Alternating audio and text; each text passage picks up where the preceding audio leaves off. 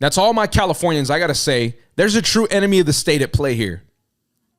While these fires are still raging, 180,000 people are told to evacuate. We saw last night in Hollywood and in Studio City, fires that weren't even connected to these bigger blazes just pop up because the embers were traveling so far and igniting new fires. We saw within the first 24, 48 hours, the National Guard was not deployed. The California Guard was not deployed. The water reservoirs, there was no water inside them for firefighters to effectively be able to fight these blazes. We saw people literally getting buckets, bowls, purses, taking water out of their pools and different resources just to try to throw it on anything they could to stall and cut off these blazes. But we know these winds were coming in at such high degree, high pushes. These things were basically unstoppable. And as you've seen, I've shown you now from multiple reports showing heat signatures coming down from southern Nevada, namely in the area of Area 51, is what people are suggesting at this point, coming down, and right when those heat signatures hit the Los Angeles area, that's exactly when the first 3 fires all took off. Was this a directed energy weapon? Was there some type of coordination to allow this to occur? We saw Trump speak back on the Joe Rogan podcast just a couple of months ago, talking about the fact that in California, because they're protecting one species of fish, when they could have all this resource of water to fill these reservoirs and to give them more than enough, not only to facilitate the need of the crops and agriculture, but also to effectively be able to hydrate a number of these places where these blazes occurred. But instead, they're effectively causing this because of one species of fish flowing this water out instead into the Pacific and not giving the proper or adequate amount of water that is needed in these much needed places. We're seeing the overage amount of all of these dead trees and shrub and bushes just piling up. They're not able to clean them out. They're saying to leave them alone. And then we wonder why these blazes hit and act the way they do. And that's just one aspect of it. But I want to bring to your attention some of the components within this whole thing that aren't really being said, and this is where we need to focus the spotlight. Because these people who have been in these positions of power, who have been in these places and have maintained their grip, their death grip on these positions of power with what I believe is without the vote of the people. I believe it's fraudulent. I believe it's a lie. And I think it's time, doesn't matter what side of the aisle that you're on, that this is the moment that we stand up and oust these people from their positions. We need to uproot them from their jobs, from their seats. We need to get them out. I mean, how in the world have we let the most beautiful state in the country, maybe I'm biased on that, but how do we let the most beautiful state in the United States become so disgusting? How do we let it become such a failure? How do we let them destroy its beauty, its resources, its beaches, its inlands, the northern, the mid, the southern, all of the beauty that the state of California has? And we've let these people come in with our inaction and with our silence, which has given them permission to go in and do these things. And I think this is the time that we say, okay, yeah, we won the United States. We gave a mandate to the man that we elected to get into office. Now we need to come in and kick these people out and fire them from their jobs and raise our voices, petition, put everything in play that we know how to do legally to get in there and get these idiots out. And put in loyalists, great people who love the state, who want to see it succeed, who want to see it beautiful, who want to see the crime reduced, who want to effectively cause the economy to be supercharged once again, prices to drop, and for people to come and enjoy the great state that it is. And the people who live there to not be holding on by a thread, while supplying all these resources and things to illegal immigrants to come in and destroy it further, because the people who are in leadership have that plan to begin with. And there's a reason for it that I'm going to show you in just a second. But I preface all this by saying this destruction that we're witnessing was a complete and total setup. Not just from the fact of what they left the land to be, the inaction they took, but also the fact that there's some people, some really crooked people, starting at the very top. We already know about Gavin Newsom. We already know about what a fraud he is and a failure he is. I mean, the guy himself on CNN with fire raging behind him basically just shrugged his shoulders when they asked him about certain things and said, well, it's not my job. Let me just show you that real quick for proof. Watch this. What is the situation with the water? Obviously, in Palisades, ran out last night in the hydrants. I was talking to the firefighter in this block. They left because there was no water in the hydrant here. The local folks are trying to figure that out. I mean, just when you have a system that's not dissimilar to what we've seen in other extraordinarily large-scale fires, whether it be pipe, electricity, or whether it just be the complete overwhelm of the system. I mean, those hydrants are typical for 2 or 3 fires, maybe 1 fire. You have something at this scale, but again, that's going to be determined by the local. And these are the kind of leaders that we have in place. These are the kind of people who have been put in these positions of power and authority or have taken them or robbed them, and they're running the great state of California. It's time for him to go. President Trump put out a tweet telling him, hey, this guy needs to resign immediately. And I couldn't agree with him more. It's time that he gets out of that office. He gets out of that position. He needs to be removed and I think criminally prosecuted for his inaction and what he's done to destroy the economy and the great state that California is. Now, there's a couple other people as well on this list. I want to bring to your attention, if you've never heard about Stuart and Linda Resnick, this is a great time to find out about them. So let me introduce you to these billionaires who, without question, are enemies of the state and of the public's interest. Now, they own what's called the Wonderful Company, and they're behind POM, right? The pomegranate juice drink. They're behind the pistachios, the famous pistachios that everybody eats all the time, Fiji water. And let me tell you a little story that you probably don't know or maybe haven't even heard yet at this point. The Resnicks control about 120,000 acres of orchards in Central California. Almonds, pistachios, citrus, you name it, they have possession of it. And these crops require about enough water annually, just in that little area, to supply every home in Los Angeles for an entire year. Every single one. And while the rest of California faces droughts, rationing, skyrocketing water bills, the Resnicks have cornered the market on your water. And let me show you how, okay? They own the Kern Water Bank. It's one of the largest water banks, underground storage facilities in the state of California. It was built with taxpayer money. Let me say that again. It was built with taxpayer money, your money, if you live in the great state of California.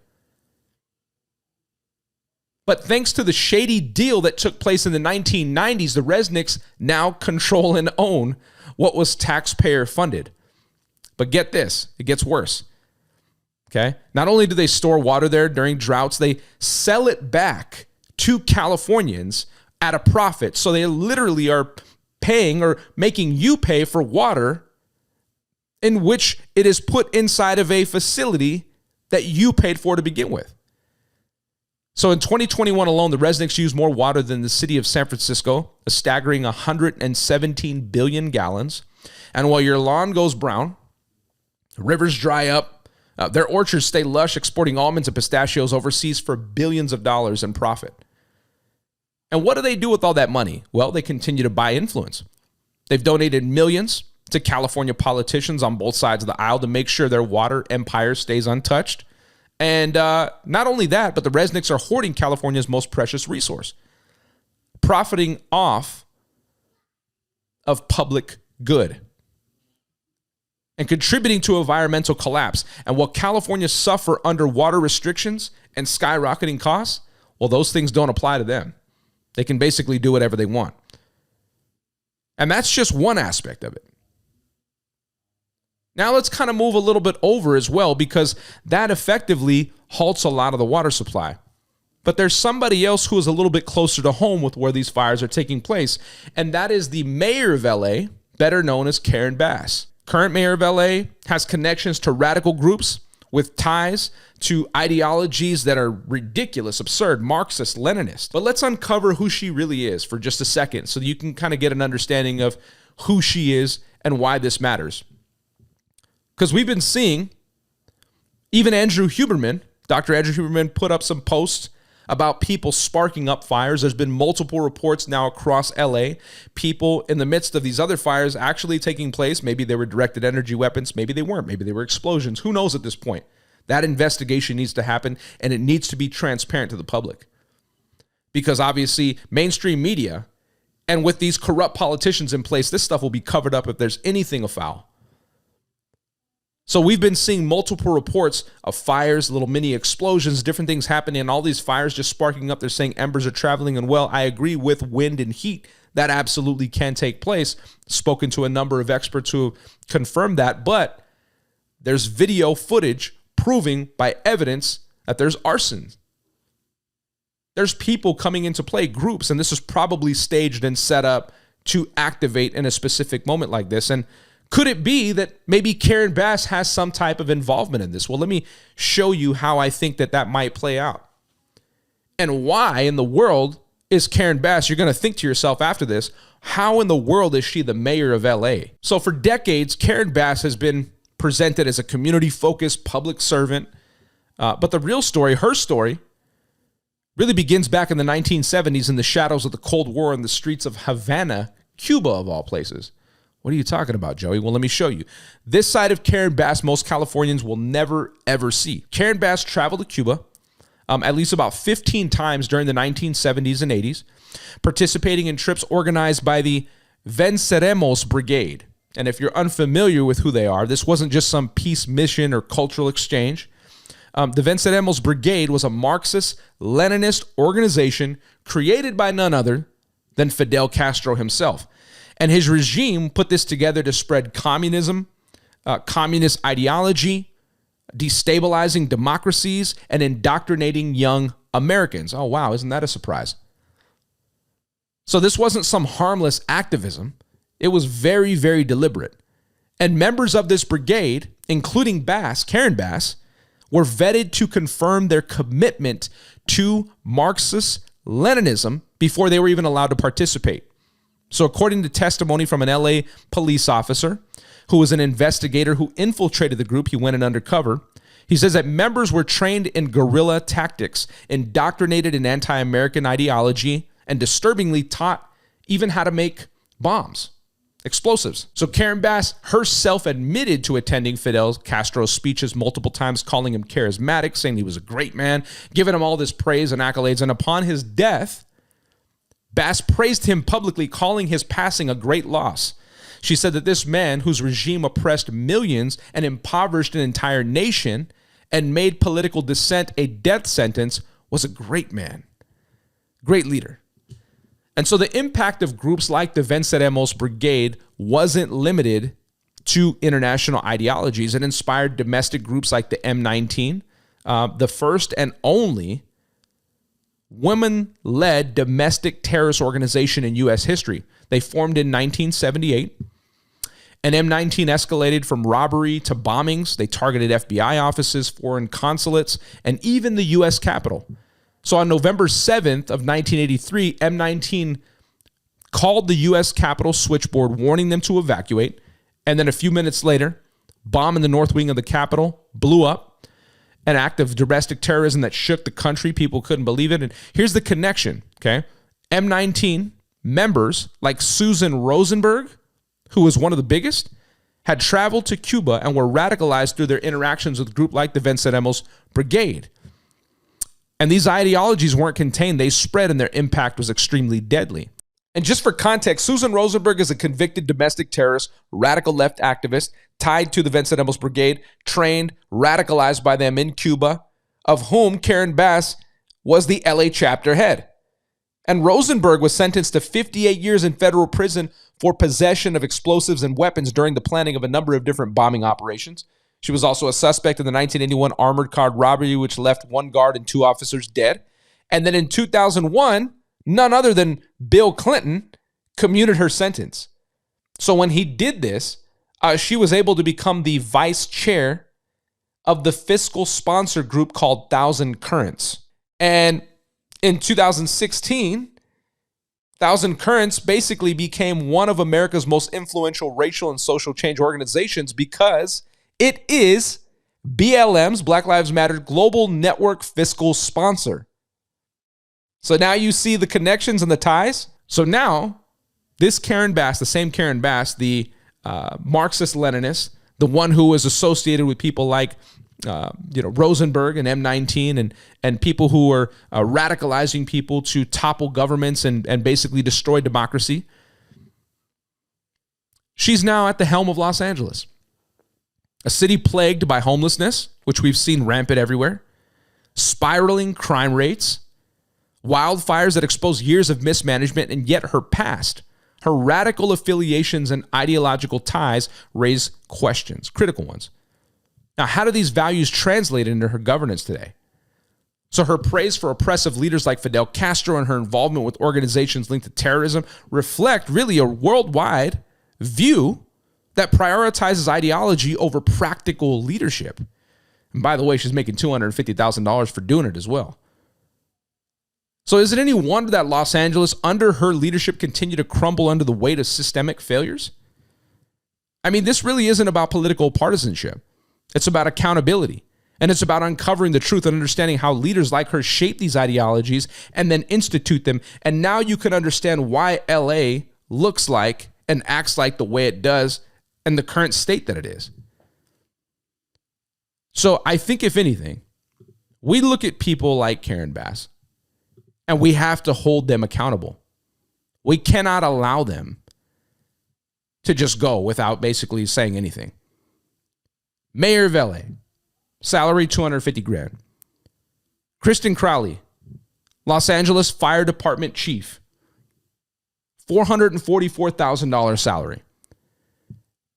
Janice Quinones, CEO of LADWP,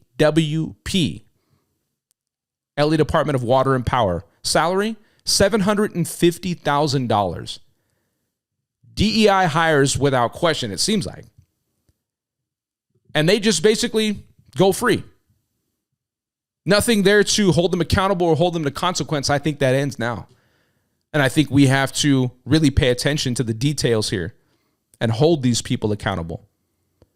Is it possible that someone like Karen Bass has radicalized groups that are inside of LA who went further because it just so happened that while these fires were getting ready to take place, she dipped out knowing ahead of time what the weather reports were suggesting about the winds and conditions, and she left to go to Ghana for an inauguration there instead of being with her people to ensure that safety protocols and measures and preventative actions were taken to allow these things to be cut at the root.